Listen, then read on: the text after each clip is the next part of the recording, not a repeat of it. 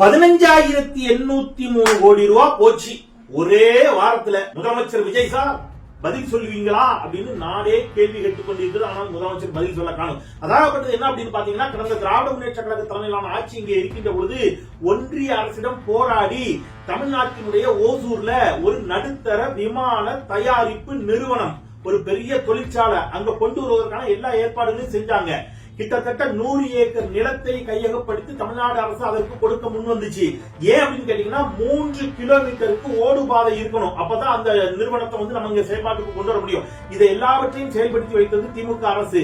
அந்த நிறுவனம் தன்னுடைய செயல்பாட்டை தமிழ்நாட்டில் தொடங்கி இருந்தால் பல்லாயிரக்கணக்கான இளைஞர்களுக்கு இன்னைக்கு வேலை வாய்ப்பு கிடைத்திருக்கும். நேரடியாகவும் மறைமுகமாகவும் தமிழ்நாட்டினுடைய பொருளாதாரம் பெரிய அளவில் உயர்வதற்கு வழிவகை ஏற்பட்டிருக்கும். ஆனால் இந்த அரசு அமைந்த ஒரே வாரத்துல தமிழ்நாட்டிற்கு வர வேண்டிய அந்த நிறுவனம் எல்லா ஏற்பாடுகளும் செய்யப்பட்ட பிறகும் ஆந்திராவிற்கு சென்றிருக்கிறது.